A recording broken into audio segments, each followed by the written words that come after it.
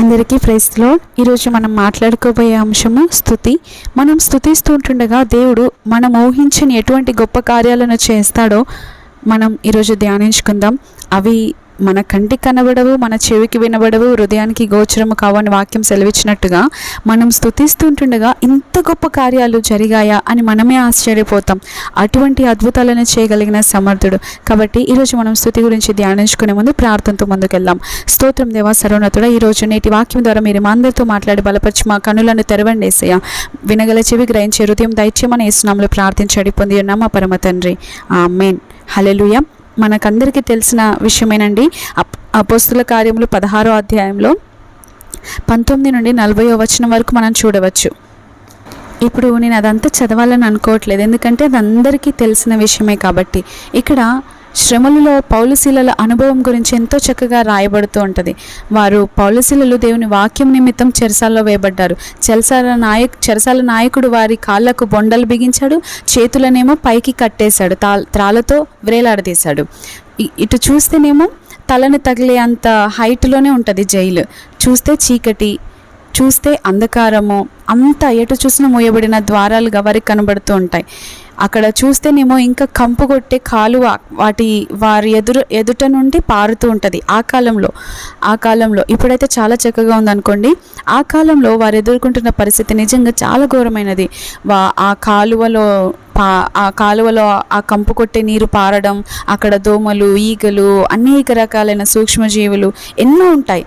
ఆ ప్రదేశంలో కూడా వారు రక్తము కారుతున్న వేళలో, అంధకారం పరిస్థితిలో, అక్కడ ఏమీ లేదు, అసలు ఎటు చూసినా అసలు నిరుత్సాహంగానే ఉంటుంది.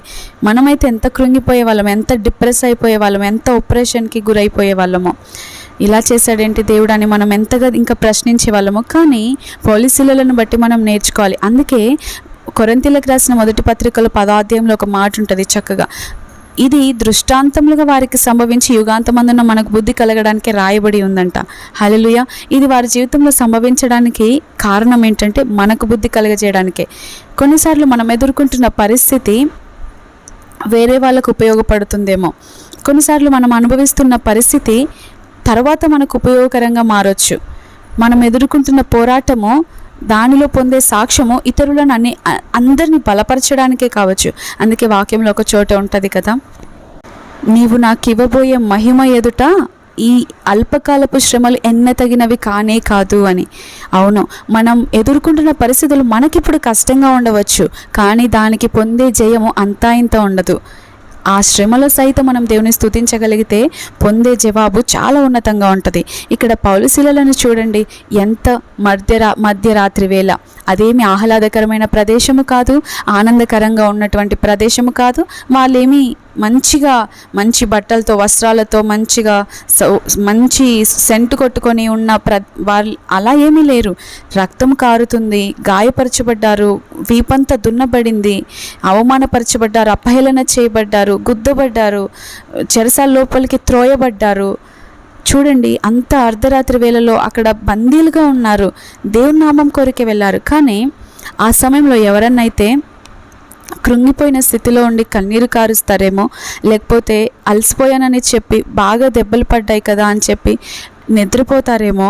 కానీ పౌలుశీలలు చూడండి, మనమైతే ఏం చేస్తాం, ఎవరొచ్చి విడిపిస్తారో, ఎవరొచ్చి సహాయం చేస్తారో అని ఎవరి గురించో ఆలోచిస్తూ ఉంటాం.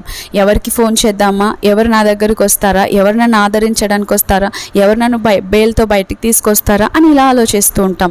ఎవరు నాకు గొప్పగా సహాయం చేయగలిగిన వారు ఉన్నారు, ఎవరు డబ్బులు ఇచ్చి నన్ను విడిపించగలిగిన వారు ఉన్నారు అని ఇలాంటి ఆలోచిస్తామేమో. కానీ ఆ రోజుల్లో పౌలుశీలలు చూడండి, దేవుని వైపు చూశారు, దేవుని పైన ఆధారపడ్డారు.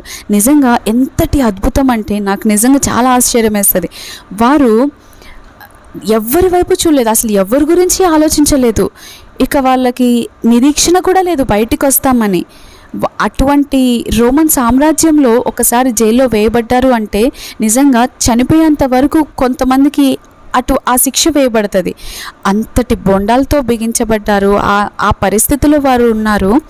ఎవరి వైపు చూడకుండా దేవుని వైపు చూస్తున్నారు. చూడండి అసలు ఎంత నిరీక్షణ. మనమైతే ఎంత నిరుత్సాహపడిపోదుమో, నాకు ఎవ్వరూ లేరు, ఇంకా నాన్నవారు నాకు ఎవ్వరు లేరు, నాకు ఎవరు సహాయం చేయట్లేరు, నేను ఎంతోమందికి సహాయం చేశాను, ఎంతోమందిని ఆదుకున్నాను, ఎంతోమందిని రక్షించాను, ఎంతోమందికి ఎన్నో ఉపకారాలు చేశాను, నేను ఆపదలో ఉన్నప్పుడు నన్ను ఆదుకోవడానికి నాకు ఎవ్వరూ లేరని మనం ఎంత ఎంత నిరుత్సాహపడిపోదుమో. కానీ వారు నిరుత్సాహపడలేదు. నేను ఎంతో మేలులు చేశాను, నేను దేవుని పేరిట ఎన్నో అద్భుతాలు చేశాను, దయ్యాలను విడిపించాను, అనేకులను రక్షించాను, అనేకులకు సువార్తను అందించాను, ఎంతో దీవారాత్రులు కష్టపడ్డాను అని ఏమీ పలకట్లేదండి. అసలు వాళ్ళు అసలు ఏ మనుషులు వీళ్ళకని అనిపిస్తుంది ఒక్కోసారి. చూడండి, వాళ్ళ ధైర్యము, వాళ్ళ నిరీక్షణ, నా దేవుడు గొప్ప దేవుడు అని చెప్పి పాడుతున్నారు. ఏ సమయమందైనా, ఏ స్థలమందైనా, ఏ స్థితిలో నేనున్నా స్తుతి పాడేదన్ అంటూ నిజంగా ఈ పాట వాళ్ళకి చక్కగా సూటబుల్ అండి. ఏ స్థలంలో ఉన్నా సరే, ఏ సమయమైనా సరే, ఏ స్థితిలో నేనున్నా సరే, నేను స్తుతే పాడతాను, నేను స్తుతిని ప్రచురిస్తానని చెప్పి వాళ్ళు స్తుతిస్తున్నారు. అంతకుముందు వాళ్ళు ఎన్నోసార్లు స్తుతించి ఉండవచ్చు, వాళ్ళు ఎప్పటికీ ప్రతిఫలం పొందుకున్నారో బైబిల్లో రాయబడి లేదు. కానీ ఈ శ్రమలో ఉన్నప్పుడు, ఈ పోరాటంలో ఉన్నప్పుడు వారు ఒక్క మాట కూడా ప్రశ్నించకుండా, ఎందుకు ఇలా జరిగిందని అడగకుండా, నాకెవ్వరూ లేరు అనే నిరుత్సాహ మాటలు పలకకుండా దేవుని స్తుతించారో వెంటనే జవాబు పొందుకున్నారు. సడన్లీ అని వాక్యంలో స్పష్టంగా ఉంటుంది. అక్కడ వచ్చిన భూకంపము మహాభూకంపం, నిజంగా అద్భుతమైన భూకంపం. అది మేలు చేసే భూకంపం, అది గొప్పగా దీవెననిచ్చిన భూకంపం అది. ఎందుకంటే ఈ లోకంలో ఎక్కడైనా భూకంపం వచ్చింది అంటే జన నష్టము, ఆస్తి నష్టము, ప్రాణ నష్టము, అనేక రకాలైన నష్టాలు జరుగుతాయి, అనేక రకాలైన కీడులు ఎదుర్కొంటాం, అనేక రకాలైన ఎంతో క్లిష్ట పరిస్థితులను ఎదుర్కొంటాం. కానీ ఇక్కడ దేవుడిచ్చిన భూకంపము నిజంగా వారి స్తుతికి దేవుడే కదిలించబడ్డాడు. ఒక్కసారిగా దేవుడు నిజంగా పాదము కదిలించాడేమో, లేకపోతే ఆయన హస్తము ఆ రీతిగా షేక్ చేసిందేమో అనిపిస్తుంది. అక్కడ ఎక్కడ చుట్టూ రాలేదు భూకంపం, వారు ఉంటున్న ప్రదేశంలో మాత్రమే భూకంపం వచ్చింది. ఆ భూకంపము కూడా పునాదులు అదిరాయి, తలుపులు తెరుచుకున్నాయి, బంధకాలు ఊడిపడ్డాయి, ఈ మూడే. అంతేకాని గోడలు పగిలిపోవడం కానీ, గోడలు విరిగిపడి వాళ్ళ మీద పడి చనిపోవడం కానీ ఏ నష్టం జరగలేదు, ఎవరికి ఏ హాని జరగలేదు, ఏ గాయము జరగలేదు. అక్కడ మంచి మేలు చేసే భూకంపం వచ్చింది. దేవుడిచ్చిన భూకంపం ఇలా ఉంటుంది. ఇక్కడ నిజంగా ఇంకో ఆశ్చర్యకరమైన సంగతి ఏంటంటే, పాడుతున్న వీరు బంధకాలు మాత్రమే ఊడిపోలేదండి, వినుచు ఉన్న వారి బంధకాలు కూడా ఊడిపోయాయి. ప్రతిరోజు మనం ఉదయకాల సమయంలో, మధ్యాహ్నము, రాత్రి 3 సార్లు మనం ప్రార్థనలు పెట్టుకుంటూ ఉంటాం కదా. ప్రతిసారి మీరు వింటూ ఉంటారు, మేము చేస్తూ ఉంటాము. చాలామంది అనుకుంటూ ఉండవచ్చు, వీళ్ళైతే చక్కగా చేసుకుంటున్నారు, మాకే ప్రతిఫలం వస్తుంది అని అనుకునే వాళ్ళు కొంతమంది ఉంటూ ఉండవచ్చు. చూడండి, ఇక్కడ ఇదెంత నిదర్శనం మనకి.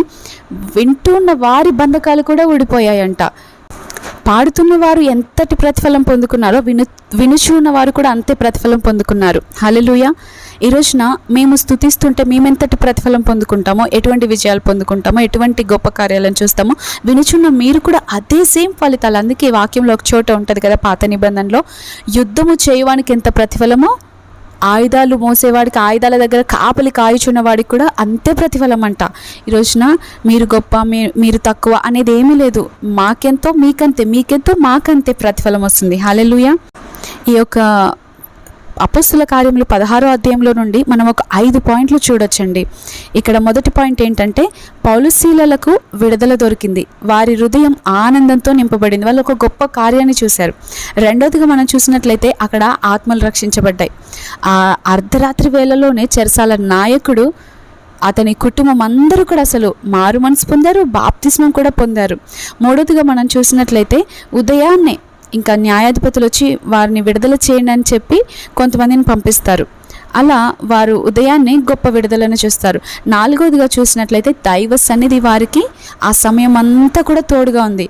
వారు ఏ శ్రమలో, ఏ సమస్యలైతే ఇరుక్కుపోయి ఉన్నారో, ఏ బంధకాల అంధకారంలో అయితే వారు ఉన్నారో, ఏ ఒంటరితనం అయితే అనుభవిస్తున్నారో, ఎవరు లేరు అని ఏ స్థలంలో అయితే వారు ఉన్నారో ఆ స్థలంలో దేవుని సన్నిధి వారికి తోడుగా ఉందంట. మోషే అంటాడు, నాకేది లేకపోయినా పర్వాలేదయ్యా, నీవు లేకపోతే నేను వెళ్ళను, నీ సన్నిధి లేకపోతే నేను వెళ్ళనయ్యా, నీ సన్నిధి రాదా అయితే నేను వెళ్ళను, నాకు లేకపోయినా పర్వాలేదు అంటాడు. ఎందుకంటే ఆయన సన్నిధి అంత గొప్పది. ఆయన సన్నిధి ఎక్కడ ఉంటుందో ఆయన అక్కడ ఉంటాడంట. ఆయన ఎక్కడుంటే ఆయన దూతలు అక్కడ ఉంటారు, ఆయన మహిమ అక్కడ ఉంటుంది, ఆయన గొప్ప కార్యాలు అక్కడ జరుగుతుంటాయి. అందుకే సన్నిధి ఎంతో విలువైనది. ప్రతిరోజు మనం కూడా అడగాల్సింది, దేవా నీ సన్నిధితో నన్ను నింపు. ఇక్కడ వారు ఎంత సమయం అయితే జైల్లో ఉన్నారో అంత సమయం కూడా వారి దైవ సన్నిధి వారికి తోడుగా ఉన్నది. చూడండి, యోసేపు అబ్రహాముతో దేవుడు మాట్లాడాడు, ఇస్సాకుతో మాట్లాడాడు, యాకోబుతో మాట్లాడాడు, అందరితో మాట్లాడాడు. కానీ యోసేపు కాలం వచ్చేసరికి దేవుడు మాట్లాడలేదు. యోసేపుకి దేవుడు తోడై ఉన్నాడంట. కొన్నిసార్లు దేవుడు మనతో మాట్లాడవలసిన పనేమీ లేదు, దేవుడు తోడు ఉంటే చాలంట. అలాగే దేవుని సన్నిధి ఉంటే చాలంట. హల్లెలూయా. మనం స్తుతిస్తున్నప్పుడు దేవుని సన్నిధిని అనుభవించవచ్చు. ఇక్కడ 5వదిగా మనం చూసినట్లయితే ఆ గ్రామంలో ఉన్నటువంటి సహోదరులు కొంతమంది శ్రమల్లో ఉన్నారు. పౌలుశీలలు ఉదయాన్నే అక్కడ నుండి సహోదరులని చూచి వారిని ఆదరించడానికి అక్కడికి అక్కడ నుండి వాళ్ళని ఆదరించి బయలుదేరిపోయినట్లు వాక్యంలో అపోస్తుల కార్యం 16వ అధ్యాయం 40వ వచనంలో ఉంది. ఇక్కడ శ్రమానుభవం నొందిన వారే, శ్రమలో స్తుతించిన వారే, శ్రమలో స్తుతించి జయం పొందిన వారు మాత్రమే ఇతరులు శ్రమలో ఉన్నప్పుడు వారిని ఆదరింపగలుగుతారు, ఇతరులు శ్రమలో ఉన్నప్పుడు వారిని ధైర్యపరచగలుగుతారు, ఇతరులు శ్రమలో ఉన్నప్పుడు వారిని ఓదార్చగలుగుతారు, వారిని పురిగొల్పగలుగుతారు, వారిని స్తుతించడానికి ఉజ్జీవింప చేయగలుగుతారు. హల్లెలూయా. కానీ మనమే శ్రమలు ఎదురైనప్పుడు స్తుతించకుండా మౌనంగా ఉంటే, శ్రమలో మనమే దీనస్థితికి దిగజారిపోతూ ఉంటే, ఇతరులు శ్రమలు అనుభవిస్తున్నప్పుడు నా దేవుడు గొప్పవాడు, నా దేవుడు ఇట్టి కార్యాలు చేయగలిగిన సమర్థుడని మనం ఏ రీతిగా చెప్పగలుగుతామో? అందుకే మనం ధైర్యంగా ఉండాలి. మొదటగా మనం స్థిరంగా ఉండాలి. ఇతరులకి చెప్పే ముందు మనల్ని మనం మంచిగా ఉంచుకోవాలి. ముందు ఇతరులకు మనం దేవుని గురించి చెప్పేటప్పుడు మనం ఆ శక్తిని అనుభవించిన వారిగా ఉండాలి. అందుకే రుచి చూసి తెలుసుకున్నాడు యెహోవా ఉత్తముడని. మనం ఎట్టి కార్యాలు అయితే పొందుకుంటామో, ఎట్టి ఫలితాలు అయితే అనుభవిస్తామో, వారు అధైర్యంగా ఉన్నప్పుడు, వారు శ్రమలో ఉన్నప్పుడు అట్టి కార్యాల ద్వారా వారిని ప్రోత్సహించగలుగుతాము. కాబట్టి శ్రమలు ఎదురైనా, సమస్యలు ఎదురైనా, ఇరుకులు ఎదురైనా దానిలో సహితము మనము స్తుతించేవారుగా ఉండాలి. అప్పుడే మనకు దైవ సన్నిధి తోడుగా ఉంటుంది. ఇక్కడ పౌలుశీలలు స్తుతించుచుండగా వారు దైవ సన్నిధి ఎలా లభించిందో చూడండి. అసలు దైవ సన్నిధి భాగ్యం లభిస్తే ఎవరైనా స్తుతింపకుండా ఉంటారా? నిజంగా దైవ సన్నిధి అంటే ఎంత వెలపెట్టిన మనం కొనలేనిది. ఈ లోకంలో మనకున్న యావత్తు అంతా ఇచ్చినా కూడా ఆయన సన్నిధి మనం కొనుక్కోలేమంట. ప్రతిరోజు మనం ఆశపడాలి ఆయన సన్నిధి కొరకు. దావీదు ప్రతిరోజు అంటాడు, నీ సన్నిధి, నీ సన్నిధి, నీ సన్నిధి అని. అక్కడ మోషేకి తెలుసు ఆయన సన్నిధి విలువ, దావీదుకు తెలుసు ఆయన సన్నిధి విలువ, పౌలుశీలలకు తెలుసు ఆయన సన్నిధి విలువ. కాబట్టి మనం కూడా స్తుతిస్తే ఆయన సన్నిధి మన జీవితంలోనికి వస్తుంది. ముఖ్యంగా శ్రమలో ఉన్నప్పుడు స్తుతిస్తే చూడండి, ఆయన సన్నిధి ఎంత ఉన్నతంగా అద్భుతంగా మనం అనుభవించగలుగుతామంటే, ఆ సన్నిధి ఒక్కసారి మనం అనుభవించామనుకోండి, ప్రతిరోజు ఇంకా దానికి అలవాటు పడిపోతాం. అది లేకపోతే ఇక ఉండలేని నేను అనుకుంటాం. చూడండి, ఒక డిసిప్లిన్ లేని వ్యక్తి ముందుగా డిసిప్లిన్ అవ్వడానికి చాలా కష్టపడాల్సి వస్తుంది. ఒక ఫ్యాట్ తగ్గించుకోవాలి అన్న ఆలోచన కలిగిన వ్యక్తి మొదటగా జిమ్కి వెళ్ళినా, ఫిట్నెస్ ట్రైనింగ్కి వెళ్ళినా కూడా ఫస్ట్లో చాలా కష్టపడాల్సి వస్తుంది.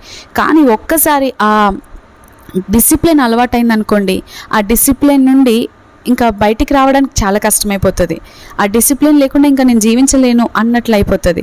ఒక త్రాగే వ్యక్తి మొదట త్రాగడానికి ఫస్ట్ కష్టపడతాడేమో, ఒక డ్రగ్స్ తీసుకునే వ్యక్తి మొదటగా అలవాటు పడడానికి కష్టపడతాడేమో, కానీ ఒక్కసారి అలవాటు పడిపోయాడంటే దాని నుండి రావడం చాలా కష్టపడతాడు, ఇంకా రాలేడు. అలాగే దైవ సన్నిధి ఎంతో గొప్పది, ఎంతో విలువైనది. ఒక్కసారి దాని రుచి చూసామనుకోండి, ఇంకా నాకు అది కావాలనే ఆశ ఉంటుంది.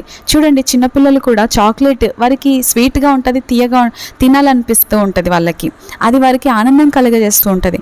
కాబట్టి ఎప్పుడైనా మనల్ని అడిగితే నాకు చాక్లెట్ కావాలి ఇచ్చేంతవరకు అడుగుతారు, పట్టు వదలకు అడుగుతారు. ఆ రీతిగా మనం అడగాలి, దేవా నీ సన్నిధి నాకు కావాలి అని మనం ఆయనను స్తుతిస్తూ ఉండాలి. దేవా నీ సన్నిధి నేను అనుభవించాలి, నా కుటుంబం అనుభవించాలి, నీ సన్నిధి నాతో ఉండాలి, నీ సన్నిధి నా కుటుంబంలో ఉండాలి, నీ సన్నిధి నా బిడ్డలతో ఉండాలి అని మనం ప్రతిరోజు అడగాలి. నీ సన్నిధి నేను ఎక్కడికి వెళ్ళినా మోసుకొని వెళ్తూ ఉండాలి, నీ సన్నిధిని నేను ఎక్కడికి వెళ్ళినా తీసుకెళ్ళి రాయబారిగా ఉండాలి, నీ సన్నిధిని మోసే ఒక పాత్రగా నేను ఉండాలి ప్రభువా అని మనం ప్రతిరోజు అడగాలి. చూడండి, ఒక గొప్ప దైవ సేవకురాలైనటువంటి క్యాథలిన్ కుల్మన్ గారు, ఆమె ఎక్కడికి వెళ్ళినా అప్పటి వరకు ఆ ప్రదేశం అంతా, ఆ ప్రాంతం అంతా, ఆ ఏరియా అంతా, రూమ్ అంతా ఒక రకమైన వాతావరణంతో ఉంటే, ఆమె ఎప్పుడైతే ఎంటర్ అవుతుందో, ఎప్పుడైతే అడుగు పెడుతుందో, ఆ వాతావరణం అంతా కంప్లీట్లీ చేంజ్ అయిపోతుందంట. అక్కడ చూడండి ఎంతటి దైవ కార్యాలు జరుగుతాయంటే, ఆమె ఒక మాట మాట్లాడాల్సిన అవసరం లేదు. ఆమె అలా అడుగు పెడితే చాలంట, క్యాథలిన్ కుల్మన్ గారు అలా అడుగు పెడితే చాలంట, గొప్ప స్వస్థతలు, గొప్ప విడుదల. అక్కడ వాతావరణం అంతా కంప్లీట్లీ మొత్తం అట్మాస్ఫియర్ అంతా చేంజ్ అయిపోతుంది. అలా మనం సన్నిధిని మోసే వారంగా ఉండాలి. నీ సన్నిధిని మోసే రాయబారిగా నన్ను ఉంచయ్యా అని ప్రతిరోజు మనం ప్రార్థించాలి. నీ సన్నిధి నా బిడ్డలు ఎక్కడికి వెళ్తే అక్కడ తోడుగా ఉండాలి. నీ సన్నిధి నేను వెళ్ళే ప్రయాణంలో నాకు ముందుగా నడవాలి. నీ సన్నిధి నన్ను నడిపించాలి. నీ సన్నిధితో నన్ను ఆవరించయ్యా అని మనం ఈ రీతిగా మనం ఎప్పుడైతే ప్రార్థించి స్తుతిస్తామో, ఆయన సన్నిధి మన జీవితంలో ఉంటుంది. ఆయన సన్నిధి ఉన్న చోట ఆయనే ఉంటాడు. హల్లెలూయా. అక్కడ మందసం పైన ఆయన సన్నిధి ఉందంట. హల్లెలూయా. ఆ సన్నిధి మన జీవితంలో ఉండాలి అంటే మనం ఆయనను స్తుతించుట ద్వారా మనం పొందుకోగలుగుతాం. ప్రైజ్ అట్రాక్ట్స్ గాడ్స్ ప్రెజెన్స్ అంట. స్తుతి దేవుని సన్నిధిని ఆకర్షిస్తుంది. మనం ఎంతగా స్తుతిస్తే ఆయన సన్నిధిని బలముగా మనం అంతగా ఆకర్షించుకోగలుగుతాము. అంత బలమైన సన్నిధి మనం పొందుకోవాలి అంటే అంత బలముగా నిత్యము ఆయనను స్తుతించాలి. ఆయన సన్నిధి మనతో ఉంటే నిత్య సుఖం, నిత్య సంతోషం, నిత్య ఆనందం. ఆయన వాక్యంలో ఆయన సన్నిధి గురించి అనేక వాక్యాలు రాయబడి ఉన్నాయి. మీకు ఇంకా తెలుసుకోవాలి అని ఉన్నట్లయితే ఆయన సన్నిధి అనే అంశం గురించి మీరు వినొచ్చు. ఆయన సన్నిధి అనే అంశం గురించి మీరు బైబిల్లో ధ్యానిస్తే అనేక రెఫరెన్సెస్ ఉంటాయి. కాబట్టి ఆయన సన్నిధి పొందుకోవాలి అంటే మనం స్తుతించుట ద్వారా. ఇక్కడ ఇంకొక అద్భుతమైన కార్యం ఏం జరిగిందంటే, అక్కడ చెరసాల్లో వేసిందే వాళ్ళు బయటికి రాకుండా ఉండాలి అని, చెరసాల్లో వేసిందే ఇంకా వీళ్ళు దేవుడి నామాన్ని ప్రకటించొద్దు అని, వాళ్ళని బయటికి రాకూడదనే కదా వేసింది. కానీ ఒక్క రాత్రిలో దేవుడు వీరు స్తుతిస్తుండగా ఏ రీతిగా శాసనాలు మార్చారు చూడండి. వారే వచ్చి స్వయంగా విడుదలనిచ్చారు. వారే వచ్చి ఇంకా బయటికి వెళ్ళండి అని చెప్పారు. వారే విడిపించారు. వీరు ఒక మాట మాట్లాడలేదు, వేరే వాళ్ళ రెఫరెన్స్ తీసుకోలేదు, వేరే ఎవరో వచ్చి విడిపిస్తారు అని వీరు ఆశపడలేదు, ఎవరూ రాలేదు వీరి తరపున. కానీ వీరు స్తుతిస్తూ ఉంటుండగా దేవుడే వీరి పక్షాన వెళ్ళి గొప్ప కార్యం జరిగించాడు. ఈ రోజున మీరు ఎటువంటి పరిస్థితులు ఎదుర్కొంటున్నారో తెలియదు, కానీ మీరు స్తుతిస్తే ఒకే రాత్రిలో దేవుడు అద్భుతాలు చేయగలిగిన సమర్థుడు. ఒకే రాత్రి అనేక అద్భుతాలు పొందిన రోజులున్నాయి బైబిల్ చరిత్రలో. ఒకే రోజు రాత్రిలో దేవుడు చేసిన కార్యాలు ఎన్నెన్నో. ఒక్క రాత్రిలో యాకోబు ఇశ్రాయేలుగా మార్చబడ్డం, ఒకే రాత్రిలో అనేకమైన అద్భుతాలను మనం చూస్తూ ఉండవచ్చు బైబిల్లో. అయితే ఈరోజు మీరు ఎదుర్కొంటున్న పరిస్థితిలో మీరు జవాబు పొందుకోవాలని నిజంగా ఆశపడుతున్నట్లయితే ఆయనను స్తుతిస్తే మీ జీవితంలో మూయబడిన ద్వారాలు తెరచుటకు ఆయన సమర్థుడు. ఒక రాత్రి చాలు ఆయనకు కార్యం జరిగించడానికి. పౌలుశీలలో శ్రమల్లో సహితము దేవుని స్తుతించగా ఒకే ఒక రాత్రి ఉదయం వరకల్లా ఎంతటి గొప్ప ఫలితాలను చూసారో మనం చదువుతూ ఉన్నాం, ధ్యానిస్తూ ఉన్నాం. కాబట్టి మీరు కూడా స్తుతించండి. ఒకే రాత్రిలో దేవుడు మీ జీవితంలో కూడా చేయుటకు సమర్థుడుగా ఉన్నాడు. నిన్న నేడు నిరంతరం మారని దేవుని మనం స్తుతిస్తున్నాం. అట్టి కృపా భాగ్యం దేవుడు మనకును అనుగ్రహించి నడిపించును గాక. Amen. Thank you all. Praise the lord.